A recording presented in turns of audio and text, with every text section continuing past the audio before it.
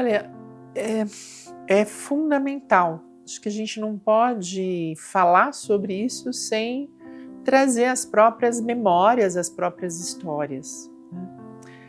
Tem um filósofo que vai dizer que nós só existimos porque alguém nos diz. Então, é alguém que diz quem a gente é. Alguém que diz que você é filho, que você é o amor da vida, que você é alguém que foi esperado, é alguém que chegou de repente. Então, nós somos atravessados pelo olhar do outro e pela narrativa do outro. A conversa, ela precisa ser uma conversa entre humanos. Parece estranho e difícil dizer uma coisa dessas. Mas precisa ser uma conversa que apresente essas duas pessoas. Tem um aspecto bastante interessante que a gente não leva em consideração. Existem pais que lidam durante décadas com um filho idealizado e não com o filho real. E muitas vezes esse filho lida com um pai idealizado e também não um pai real. Como é que a gente descobre quem é essa pessoa real?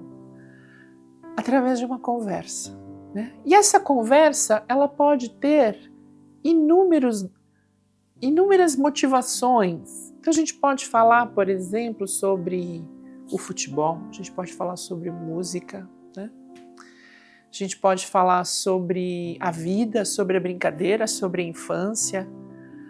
Acho que uma conversa interessante é quando esse pai sai desse lugar de pai e se aproxima dessa criança e conta para ela como ele era quando era criança, né? Como essa experiência da infância também o formou, também o forjou.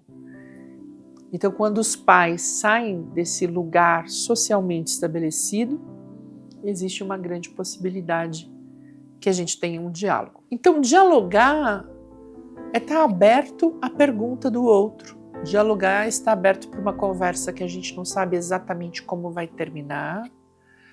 Estar aberto ao diálogo é estar aberto para uma conversa que atravessa a vida, né? Quantas vezes a gente tem conversas que, mesmo finalizadas naquele momento, continuam a nos acompanhar. Em outros momentos a gente volta.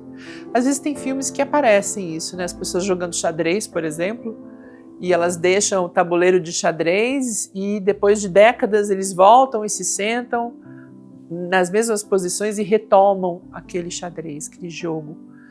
Penso que o diálogo e a nossa relação, ela passa exatamente por esse caminho, por esse processo. A conversa, ela precisa ser uma conversa entre humanos.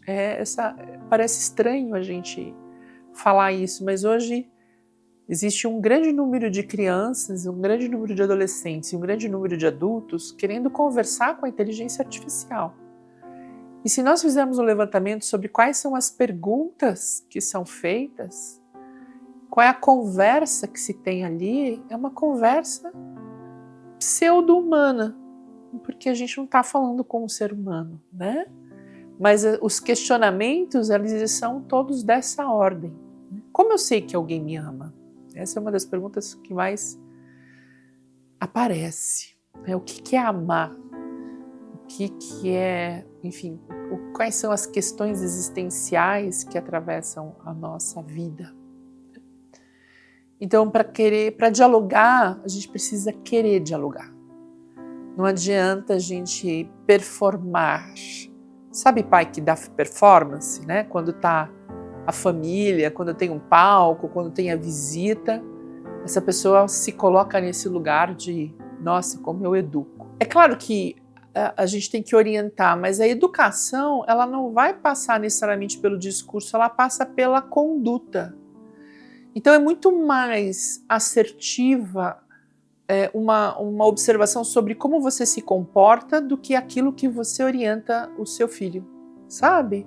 Então, a forma com que você trata o funcionário do supermercado, a forma com que você se dirige às pessoas, é ali que você está educando.